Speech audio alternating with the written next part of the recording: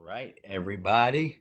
We are now live on Facebook for a very special edition of Brandon's Briefing. We're going to get started in 1 second. I'm going to ask our guests to mute themselves for a second. Let's everyone go on mute while we wait for folks to join us. And then we will get started very shortly. So thank you all. Thank you to our wonderful guests for joining us today. We are going to keep waiting, give everyone another minute to join us before we get started. We're going to talk about COVID in the arts community with some of Baltimore's best members of our great arts community tonight. So thank you all for joining us so that we will get started very shortly. We'll give everyone a minute and 45 seconds to join us. I'm trying to see as people are coming in here. A minute and 40 seconds.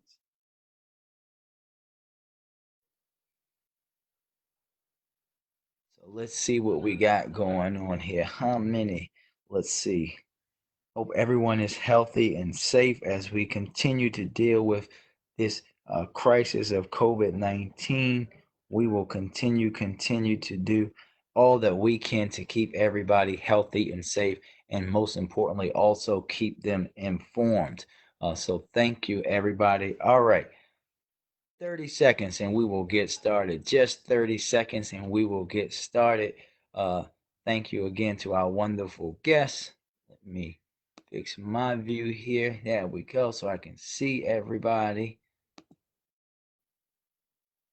All right, we are going to get started. Welcome, everybody, to another Briefing with Brandon, where we've been discussing what you need to know about COVID-19 and also how it is impacting the city of Baltimore as a whole. If this is your first time tuning in, I am Council President Brandon Scott. Today is Friday, May the 15th.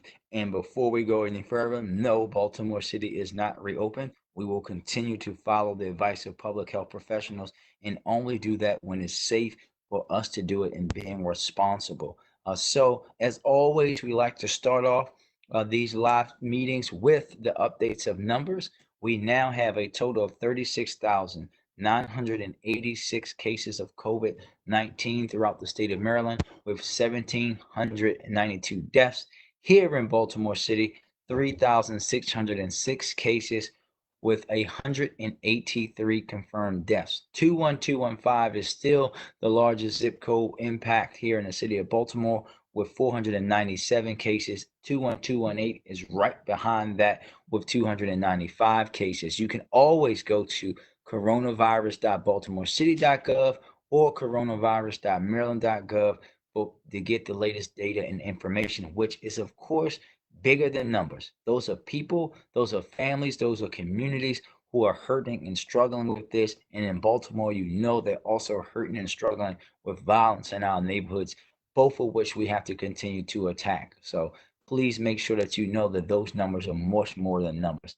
I want to now transition to our conversation today. Today, we'll have a very important conversation about how the arts and creative community have been dealing with COVID-19 and the impact. As you all know, Baltimore has a rich art community that helps uplift our residents, draw more people into our amazing city, and is a very important part of the culture for many of us, from beautiful murals, the history of Pennsylvania Avenue, and of course, my favorite thing that I brag about when I go outside of Baltimore that is not crab cakes or football, and that's club music. So we're going to jump right into this discussion. I want to ask our guests to introduce themselves, give a little background for those who may not know you, but I'm pretty sure most of Baltimore knows who you are.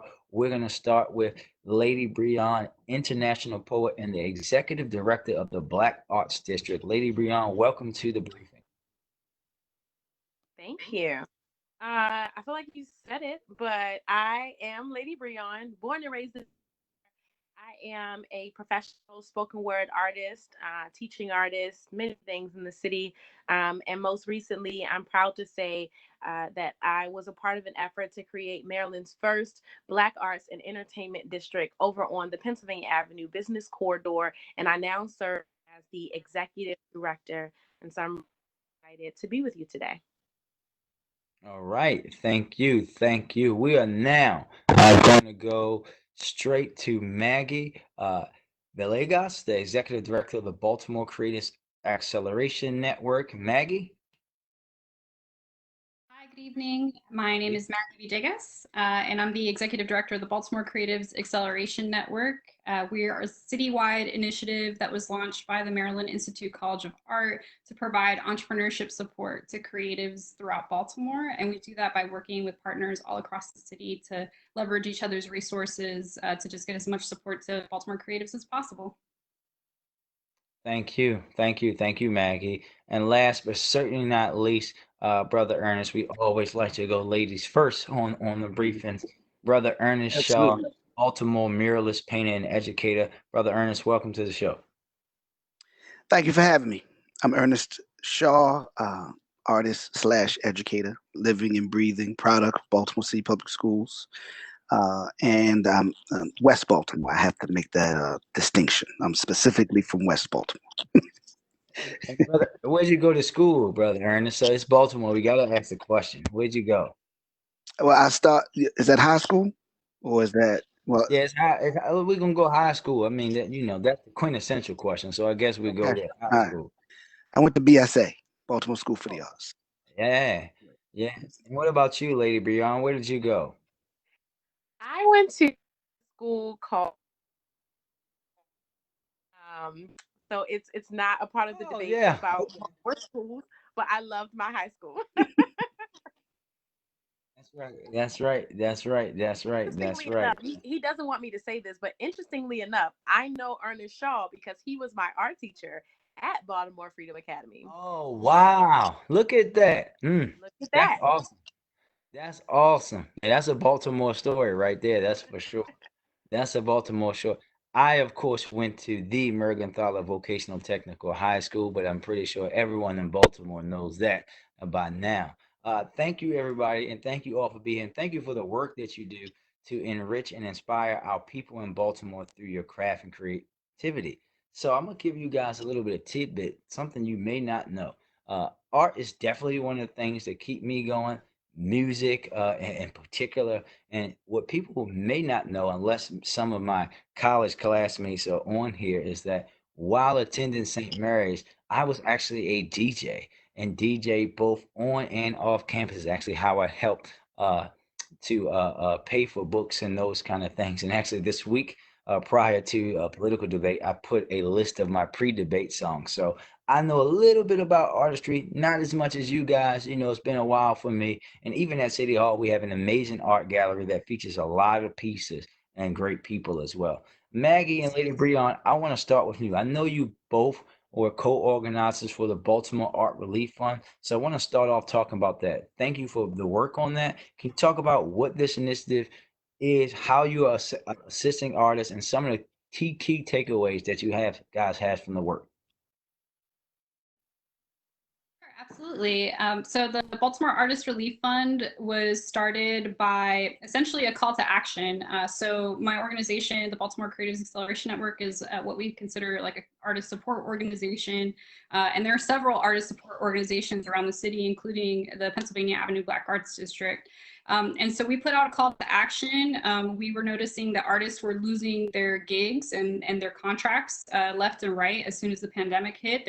A lot of them depend on performance fees. They depend on gathering and bringing people together. That's what they're wonderful at doing. And so they were immediately seeing their entire income wiped out, and they were getting double hit because they were also, for a lot of artists who supplement their income in other industries, were also seeing their supplemental income wiped out. And all of the relief programs that were coming online looked like it was going to take a while for the money to actually go out the door to be able to support them. And they had very urgent needs in terms of groceries, utilities, and rent, of course. And just their day-to-day expenses. So we put out a call to action, and 20 organizations responded, and arts leaders, artists, independent artists as well, who function as organizers, whether they're part of an institution or not. And they all responded to that call. And actually, the goal was to raise a relief fund to support artists. And we figured that if we worked together to do that, we would be able to pull together the most resources possible to really serve our constituents. So Lady Brion was one of the amazing organizers who jumped in and actually was one of the main organizers for the fund development team. So I'll let her talk about what that experience was like, why she responded, and her experience also as a performance artist. Absolutely. Thank you, Maggie. It was a phenomenal experience to see so many artists, arts organizers, and arts organizations all come together via this call to action to really think through how we could support artists in the city of Baltimore during a time that no one could have imagined was going to hit the creative economy, but definitely negatively impacted so many creatives all across the city of Baltimore. And so Baltimore can be a city that works in silos, but I was really excited to see the rapid response of so many organizations and members of the philanthropic community to be able to support, again, the creative economy that really was devastated, like many folks, during this COVID-19 crisis. I think that, for us over at the Black Arts District, we recognize that too often creatives are not seen as a part of the traditional economy, right? The arts industry is something that is aloof to a lot of people. So when you look at a lot of the for stimulus payments or for small business funding, or a lot of relief funding did not include artists, or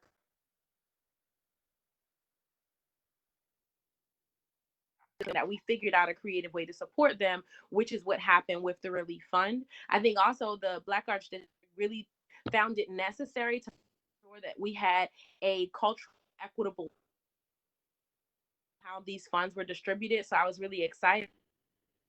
BCAN, BOPA, and other partners at the table were really willing to kind of think through how can we make sure that the way these funds are distributed is equitable, and making sure that Black folks and Black creatives have access and are aware of the funding being made. I'm sure, Maggie, you can speak to the numbers and statistics, but I just wanted to talk about the phenomenal experience that I had just being a part of a network of such great organizations that jumped right. They hit the ground running, right? They jumped right into it and made sure we could support some artists.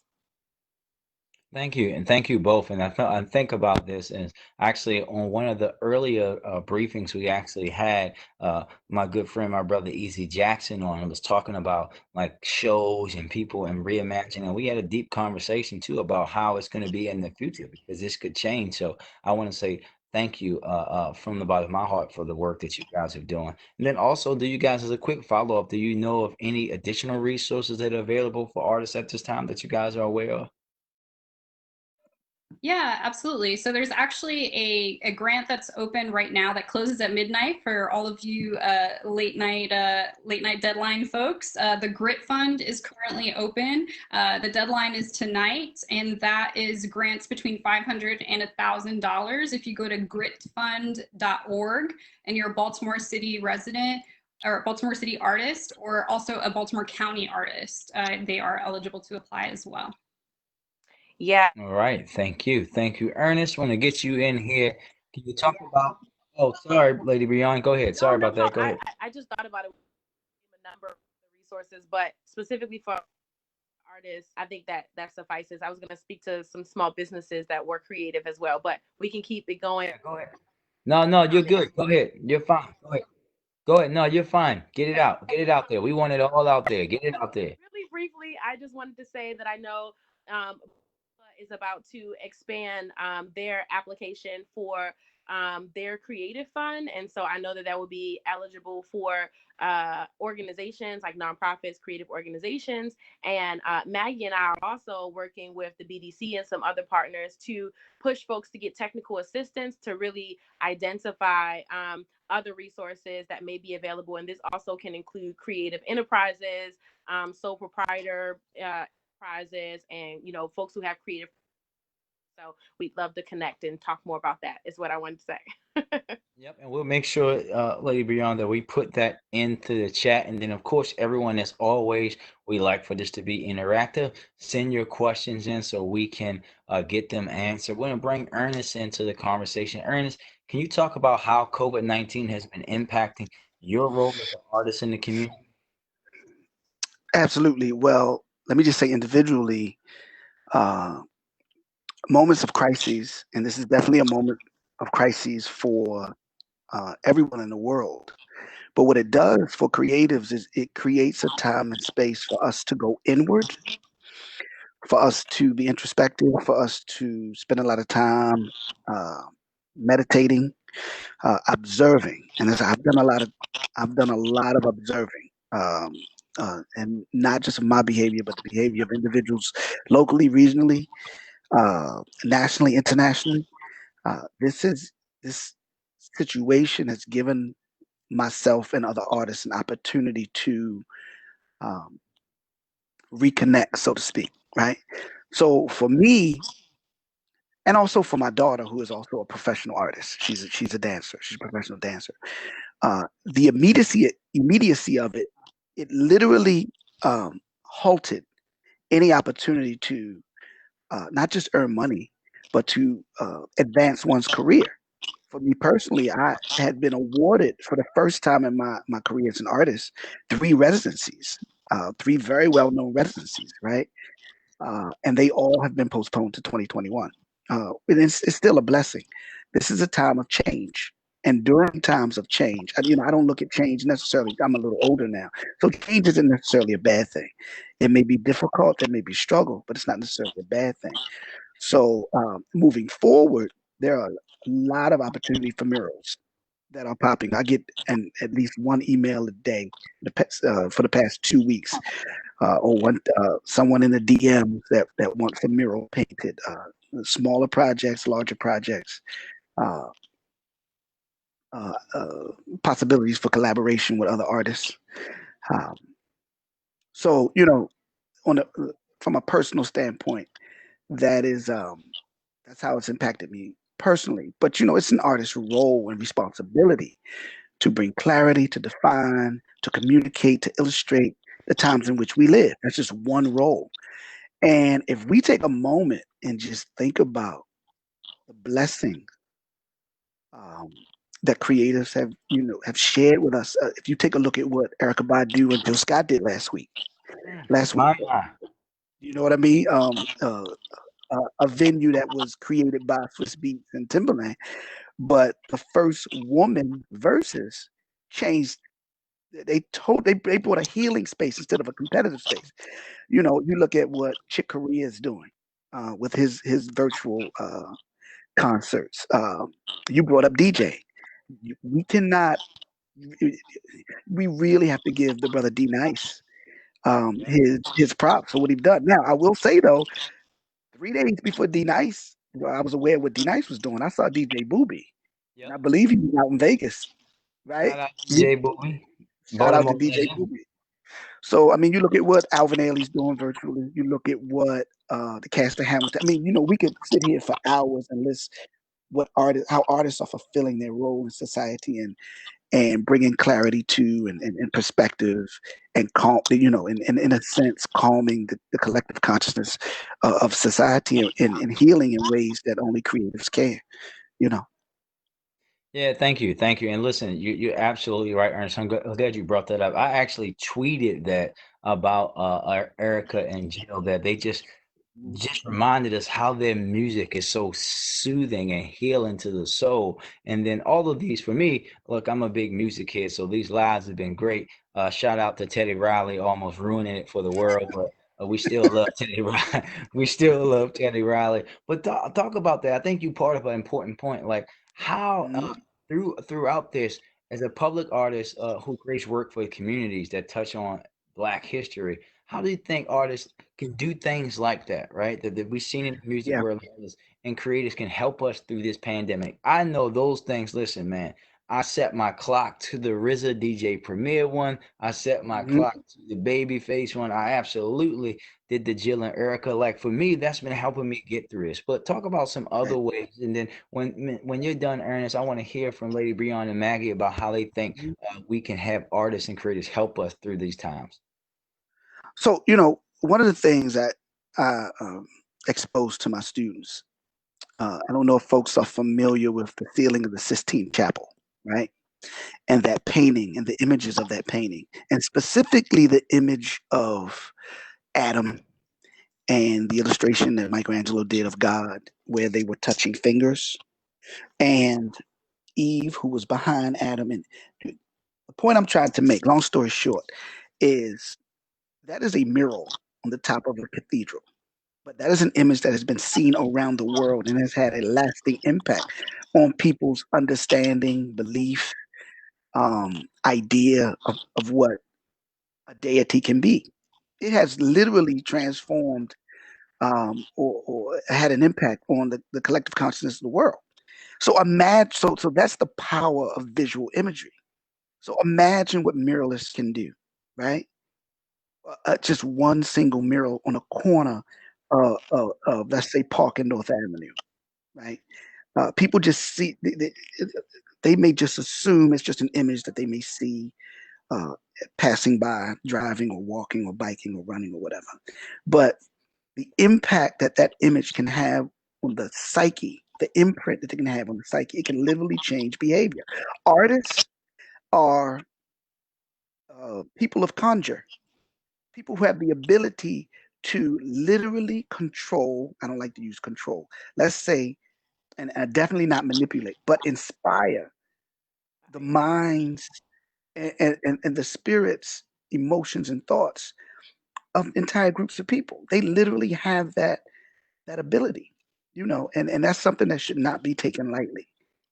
I mean, it's literally look at what some of look at what the gallerist is doing at City Hall Gallery.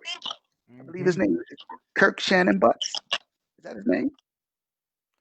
Yeah, I gotta look. I Yeah. haven't been in the gallery to see a new one as of yet. Oh, But I should listen. definitely check it out. We've had some great ones in there, man. We had, some historic Baltimore artists come back. Actually, one of my friends was featured on one. We know that the work has been done, and the curator's done a great job of inviting people into that space. It's been awesome. Absolutely.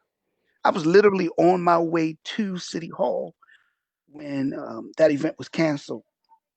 And right around that time, folks were beginning to take the pandemic seriously, or it was beginning to become a pandemic, right? So, it's not just visual artists, arts administrators, art educators, art historians, curators, collectors, all folks involved in the arts, writers, critics. Um, they have a role and a responsibility, and they have been playing that role and responsibility. Producers, choreographers, all of that. Um, I would just like to give all those folks a shout out and kudos to all the creatives that are doing the work that need to be done right now. Yep. Maggie, Lady Brion, you guys want to chime in on that at all? Yeah. For the arts district proper, we have been really looking to figure out how we can keep artists active and engaged during this time, because as you mentioned and Ernest mentioned, artists really have the ability not only to document the times, right, to really talk about what is happening, Mhm. so that we can always remember and reflect. But they also have the power to inspire and motivate people to a new place, right? There are so many people who are really impacted mentally, emotionally, spiritually by the social distancing, by the divide that it is creating, despite people coming together more digitally. There's still an effect on the psyche because of the distance that we are all experiencing. So how can artists be useful to help with homeschooling, help with how people are feeling emotionally, right? So we've been thinking through how can we use art in that way, and as an arts district also funnel money to artists to be active during this time. So some of the things that we have done, we did an art competition on our Instagram page called Reflect the Times, and people just had to use hashtag Reflect Be More and some kind of artwork that was in response to what is happening during the COVID crisis. We got over 50 entries, and we were able to award 15 prizes to artists for their work. We also did a James Baldwin slam where folks had to use a quote from the amazing James Baldwin and produce a poem in response to that quote. And it was an online slam, so folks could see those poems. And we had a panel of judges review, and then we awarded a prize to a winner. We've also been doing open mics, so just bringing together community to share their art collectively. And we've had hundreds of viewers tune in to those open mics and participate in those open mics. And the last thing that I want to mention is next week, is going to be the first of our mini May concert series. And so thinking of D-Nice and thinking of the verses and thinking of all the things that have been happening, we decided to put on a mini May concert series that is going to be a 4-part concert series that really celebrates the Black creatives in Baltimore, the performing artists, the poets, the singers, the rappers. And so we're going to have some headliners that include George Lovett. We're going to have Tate Cobain. We're going to have, Lord, I'm forgetting names. George Lovett, Tate Cobain. We're going to have Deetranada, and we're going to have Davon Fleming as our headliners. And then we're going to have some of the local greats like Easy Jackson, like Icon of God, like Even, like Metamorphosis, so many to name. And so I'm going to make sure that I drop the flyer so that you all can make sure you set your calendar so you can be there. The first one is going to happen on May 23rd, and the next one is going to happen on May 30th. And we're going to have so many of the artists that you know and love celebrating Black creative art in the city for the purposes of just lifting spirits and coming together. Thank you, thank you, thank you. And yeah, please send that to us. We'll make sure we put it on our social media pages as well. And for everybody out there in Baltimore, anybody that's doing a virtual Zoom 90s hip hop karaoke, hit the council president up. Maggie, you want to chime in on that at all? Definitely, absolutely. Artists have this incredible capacity to help us heal and help us process what's happening. But one of the things that I've always really admired about artists and creative people is just their ability to find solutions where they may not be obvious to many people. And so what we've seen happen during this pandemic is like creative enterprises really pivoting completely their businesses to produce face masks for people, start to produce face shields for hospital work or for frontline workers. OpenWorks conducted this entire Makers Unite initiative that had people all throughout the region starting to 3D print these face shields. We have groups like Different Regard doing face masks. So we find solutions really quickly, and our instinct is always to see what resources are already out here. So I see a great potential also to, if we continue to invest in artists and in creatives in our city, we can find potential future economic opportunities in our city as well. Thank you, thank you. Ernest, you also are educated. We have one of your wonderful students live with us today. Talk about how distance learning and the changes in the system have shifted your role and how that's been.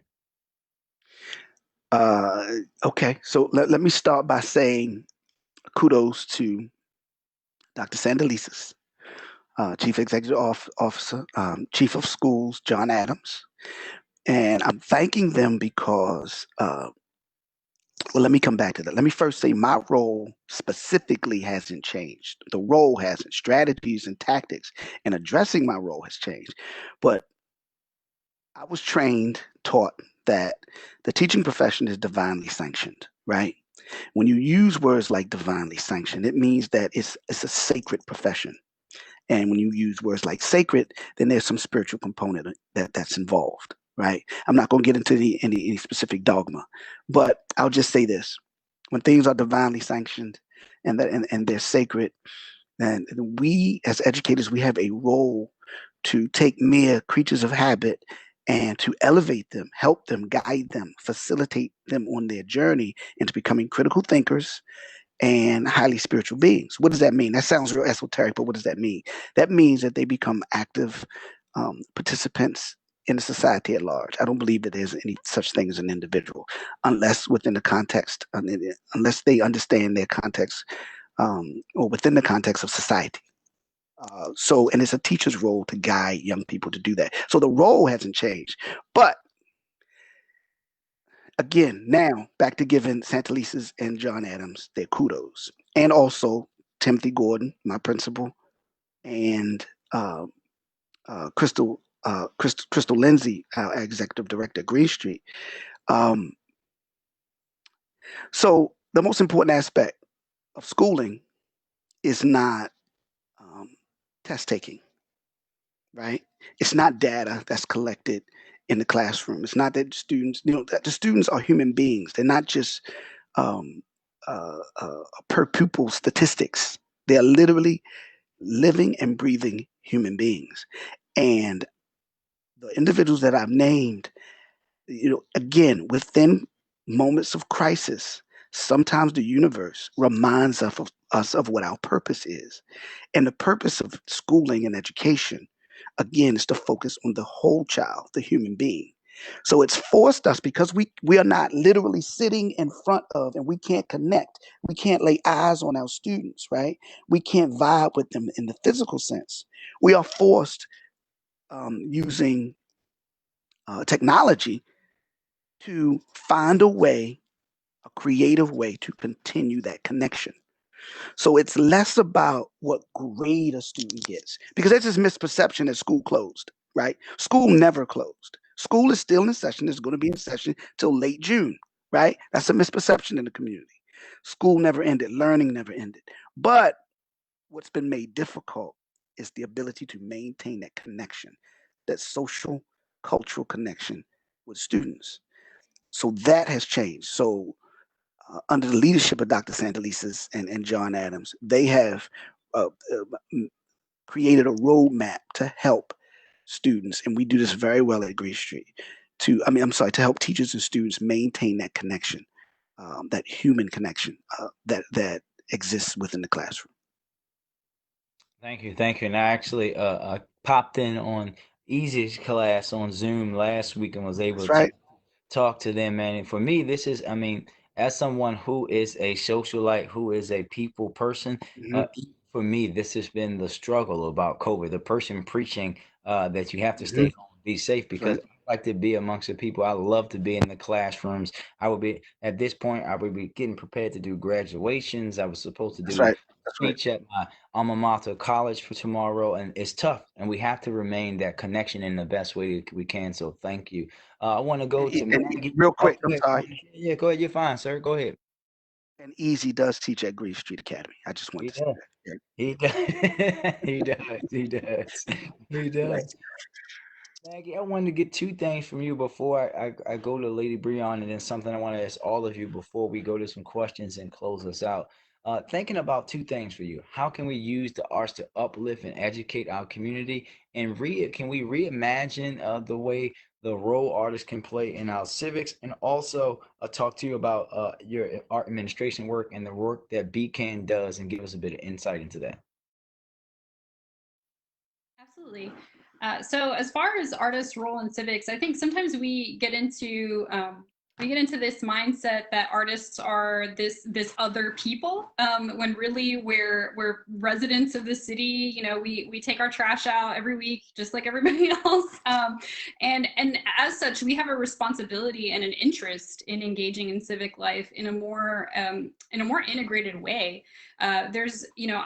There's a lot that can be learned from applying, again, like that creative mindset, that design thinking into, again, solving city issues. I'd also love to see more artist and creative engagement, and even just communicating about what's going on, communications about what resources are open, what resources are closed. How do you make information more appealing and more eye-catching, so that we can spread the word? I think that that's something that is an opportunity, right? To be able to work in collaboration with artists to really get to the heart of what is going on, and make sure that people understand the resources that are available to them. In thinking, even if I could use an example, there's an initiative that's getting ready to launch where the businesses are getting ready to reopen using social distancing practices, and they're engaging the neighborhood design center. They're going to be putting out a call to artists pretty soon to try to get artists to actually engage in, like, what is even our user experience as we're trying to engage in retail. How can artists be a part of designing those public health processes? So I think for me, the big takeaway is, one, we need to be engaged in what's going on civically. We need to be informed, and we need to help communicate out what's going on. But two, we also need to be engaged as allies in, like, finding these creative solutions, because we're going to think outside the box. It's just, we can't help it. You'll be walking away with 20 ideas no matter what, that people aren't really thinking of. And as far as the work that I do, for me, arts administration is really about, like, connecting the dots. Like if there's an opportunity and there's somebody that opportunity is allegedly designed for, like how do you connect the dots between those two? It becomes really easy for, in a flood, as we saw even with COVID, in the flood of resources, to navigate those resources and really prioritize, like, hey, is this for me? Oftentimes these things don't feel like they're for me. So for me, my approach to that kind of work has always been about connecting people to each other, and also to the resources that are going to get them to the next step, whatever that might look like for them. And the work that I do at BCAN is sort of like an extension of that, right? So it's launched by Micah, it's myself, and I have a colleague, Sharina Christmas, who's an amazing arts organizer in the city as well, helped us with the relief fund.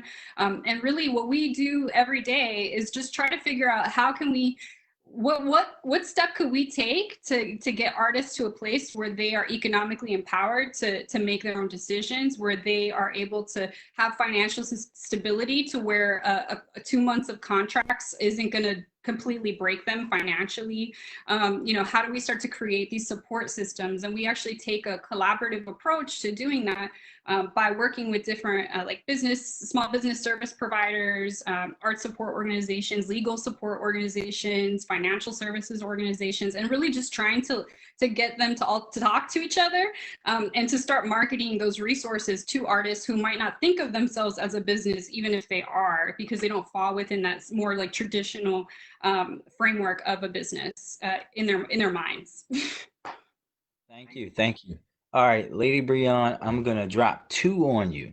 The first one is just for you, but for Maggie and Brother Ernest, I want y'all to be prepared to ask this one as soon as she finishes. So the first thing, again, congratulations again on the launch of the Black Arts District in West Baltimore. I want to see if you want to discuss the role the Arts District can play in helping our art community now and in the future. And then I want to get you and put y'all on the spot.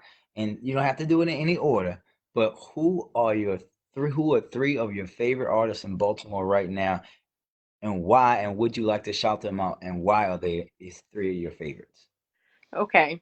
So for the first question about the Arts District, I think that it's really important in a city that is, predominantly Black, that we have institutions that are put in place and designed to support and celebrate and promote our Black creative community. And that is one of the reasons why the Arts and Entertainment District on Pennsylvania Avenue exists, right? To stand in that in between and advocate on behalf of Black creatives, something that is lacking in the city. And it really is a response to the racial discrimination and white supremacy that has plagued so many parts of our city. And we are constantly thinking about ways to respond to it, right? I think that it is also a response to the legacied history of Pennsylvania Avenue that was in its own right a hub for arts and entertainment in the past, in the 40s, 50s, and 60s, and how do we use arts and entertainment given that history to restore Pennsylvania Avenue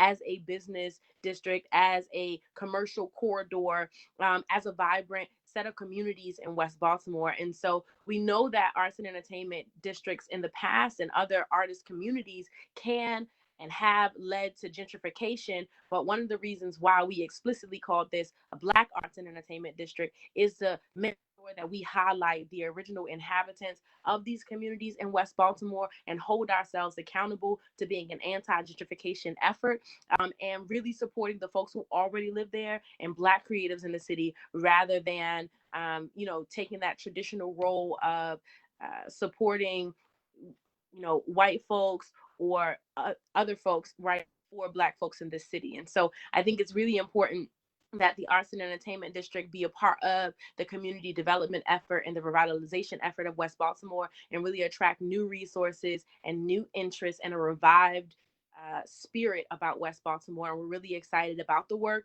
and to produce programming that really supports and advocates for Black creatives in the city. And so I'd love to, connect with artists and creatives and anyone who's interested in joining in on that work. And so it's a lot more I can say, but I'll stop there.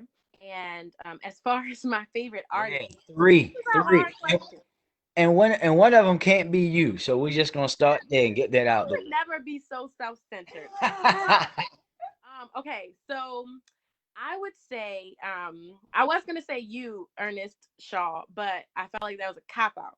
So I thought deeply, And one of the muralists in the city who I really, really, really started to appreciate her work is Megan Lewis. I love this movement of like these murals about Black women and Black women empowerment. And so I love to see her mural. She has some on Pennsylvania Avenue, one right on the new Shake and Bake Family Fun Center. And so I'm going to give a shout out to first Megan. The second shout out I'm going to give is to Kenneth Something. He is an amazing nationally renowned spoken word artist in the city, and we were actually teammates when we won the national championship representing Baltimore. So shout out to Kenneth Something, awesome spoken word artist. And lastly, I'm going to choose Black Assets, who is an amazing vocalist in the city. She's actually going to be featured at our concert series, so y'all make sure y'all tune in on IG Live to see Black Assets. Awesome singer. Yep, those are my. And if you're talking about the Kenneth, I think you're talking about. I am. I know y'all. Yeah, we went to elementary school together. So yes, it went way back when. I ain't gonna embarrass you on here, Kenneth. Don't worry about it. I got you. So Ernest, I'll come to you. Let's put you on the spot. You can't do Maggie first. It's on you, Ernest. See, that's why I gotta do it. All right. I gotta make you think. No, so okay, no, seriously though, it starts and stops with Mama Joyce Scott. Okay. It starts and stops with Mama Joyce, what she represents, things she's taught me, members of my generation, things she's teaching the generation that's coming behind me, the way she carries herself, the way she's carried it for years. I started teaching in 2002. I was teaching out of a textbook, I believe it's called Ancestral Legacy, and she was in the textbook, right? So the contributions she's made, and I know recently in the past couple of years, she's beginning to get, a lot of, she's receiving her flowers now, but she's still unsung.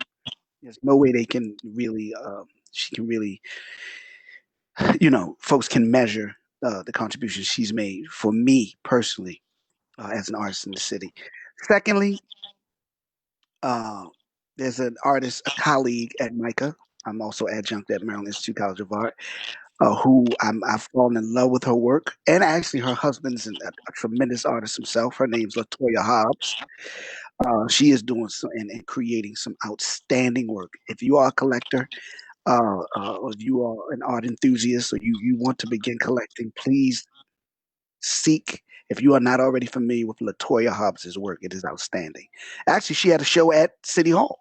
She had an exhibition at City Hall last year. And third, and this is very, very difficult, I'm actually going to go with someone who's a writer and is making some contributions writing about art, and that's Angela N. Carroll.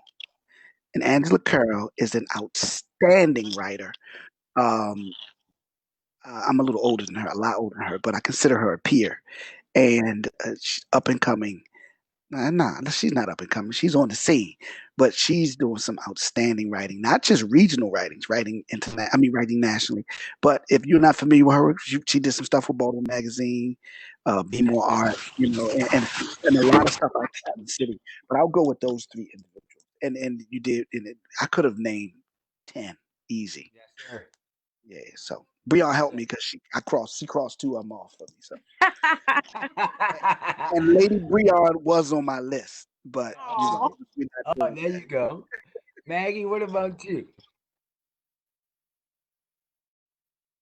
I'd like to give a shout out to Nicoletta de la Brown. She is an interdisciplinary performance artist and healer, and her value system around self-care is something that has really been revolutionary for me. And just like her work is absolutely beautiful. So that's somebody that I always look to for visual inspiration as well as spiritual inspiration. It's hard to not say Ernest, because the reality is that like my working on the mural program, being a facilitator for that, like I feel like working in collaboration with Ernest was almost like an education on Baltimore in itself. And so sorry, I put you on the list, Ernest. But the other group that I wanted to give a shout out to was a group called Conjunto Bruja, which is a music collective that they perform a ton at the Creative Alliance, but all over the city. And it's women from all over Latin America and also Iran. And they do a lot of traditional music. It's something that really helps me kind of reconnect with my culture, and I love them. So those are my three. All right. So I'm gonna actually answer the question myself, y'all, since I made y'all answer the question. Actually, the first is actually a young lady who I know from her family in Northeast Baltimore. Actually, most of the time when I do these lives, I have one of her paintings behind a young lady named Yola Hamakuba, who I think is great. Actually, Lady Brion, I need to connect you two together if you Let's do do not. it. Yes, but when you see it, you can be like, "Oh my God!" Right? That's it. Literally, that's what happened to me when I walked in their house. I was like, "Who did that?" That's to me. And then also, I always listen.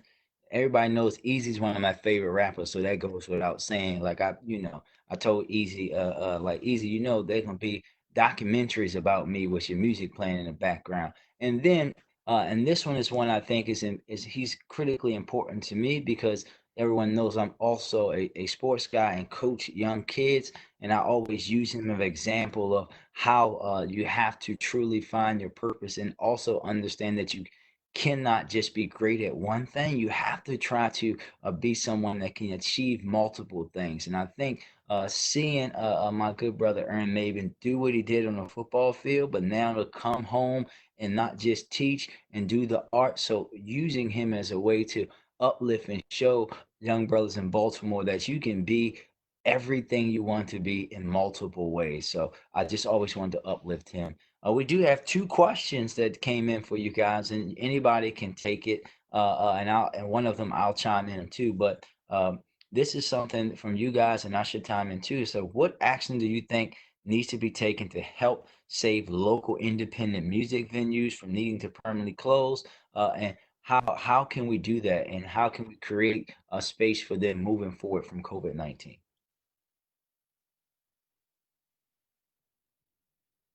That's a good and hard question. It's very They don't hold difficult. no they don't Very hold no difficult. punches on here, that's for sure. So anybody got ideas about that? And then I have a few things I think in my head too. Well, Go ahead, Ernest. Yes, sir. Brion, Brion, go ahead. Was that Brion or Maggie? It Y'all was go all ahead. of us, but you go. No, I was simply going to say it's very difficult to start and maintain a music venue, right? Um, with regardless of COVID, or the pandemic. I will just say this: for those that survive this, and for those that open after this, you have to support. Support means show up, buy tickets, not just for the headline or the nationally or internationally known artists, but for the local and regional artists that perform during those nights. Show up, buy tickets, buy a drink. If you don't drink, buy food. You know what I mean? If they're there selling their music, you have to support them, right? It's an excellent question, but it's a question that should have been asked prior to the pandemic. You know what I mean? And the only answer I really have is show up and invest in their work. And I think that Ernest, you hit something. I'm gonna say this again. I say this all the time for people. People always want artists like, oh, can I get a book of your poetry? Yeah, pay for it, right? Can I? Oh, that's a beautiful picture. Pay for it. Music, of course, pay for it. Support people. Don't say you love somebody and if you love their work if you're not willing to invest in their work. You have to do that because they need to be able to do the things that you do at your job just as much. Maggie, Lady Brion, did you guys want to chime in on that? Maggie, you got it. I think it's really amazing that you added that about investing in the venues themselves, because what we've seen, especially for small businesses that haven't been able to access some of the relief programs that are out there, is that their customers are really who they're relying on to get through it, and they're the ones that are stepping up to invest. So the arts community needs to follow suit in that same way, and we need to support each other.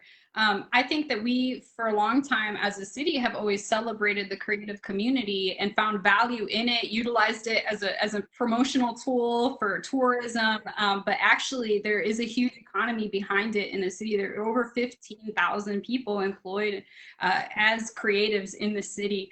And so that's something that's really needs to be recognized and invested in. I think that, whatever can be done in terms of making sure that these spaces are not are given enough relief from having to pay like utilities and things like that while they can't operate, or some kind of program that could be created to subsidize those costs in the short term would also be really helpful. And also thinking about what is our relationship to live entertainment as a city already. Like maybe it's a good time now that every venue is closed to start talking to all of these entertainment venues and say, hey, like how have we as a city made it hard for you to operate?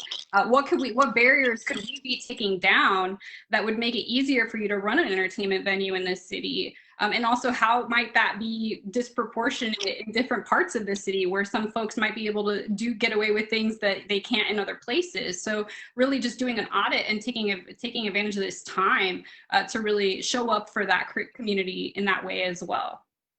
Thank you. And Maggie, I'm going to give you a little challenge. If you can, we need to connect on that so we can try to push that going. Last question, Lady Brion, I'll come to you first. What new roles can you imagine Baltimore artists taking to help not just with throughout the recovery, but with reimagination efforts in the city, how we can reimagine ourselves? And this is something I wanted to know about prior to COVID, right? How we can use Baltimore artists to help us as we go and try to make our city a better place.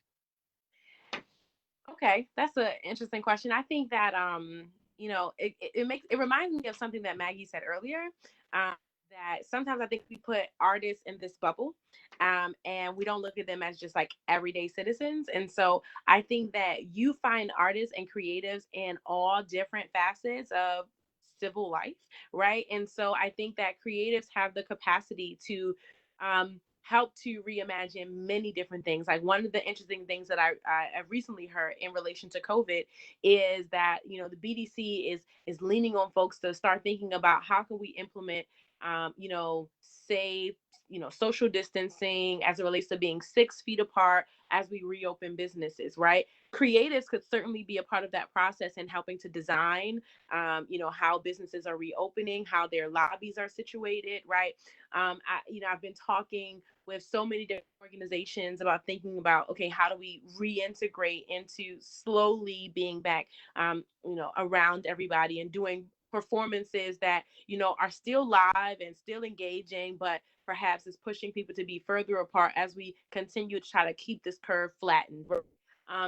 When I think about how we talk about tourism in the city and how you can use art and entertainment as a way to attract people back to the city, when you think about development in the city, right? How can we look at creatives to talk about art being a part of the development conversation, talking about creative placemaking, talking about how the physical environment looks, how lighting looks in our neighborhoods, and how that can attract people to want to live there, want to join certain neighborhoods that, years ago would be places you'd never go. I mean, there are so many different examples of ways that creatives and artists can be utilized to help make Baltimore a better place. When we talk about the messaging about Baltimore in general, I think Baltimore in the national media has a very negative narrative that's being told. How can we use artists, our wordsmiths, our singers, whoever, to really tell a different story and give a different narrative about the city? I think, I could go on and on about the different places we can plug artists in to really start thinking about how to shift things in our city. But it really takes a shift in perspective and paradigm, because I think right now that artists are typically not valued in a way that they're invited to be a part of these conversations, or that they're seen as useful in these spaces. But when we look at them differently and we make sure that in the planning process we always have creatives at the table, I think that we can start shifting where we see artists putting their talents to use all throughout Baltimore City. Thank you. Thank you. Thank you. I want to say thank you to all three of my wonderful guests, Ernest, Maggie, Lady Brion. Thank you guys. Always know you can call on me. I think they're going to kick us off on Facebook in a second. So just want to say thank you to everyone. Stay healthy, stay safe, and continue to create a great art for all of us to enjoy. Thank you, and good luck to you moving forward, brother. Absolutely. Thank you, everybody. Thank you. All right. Peace. Peace.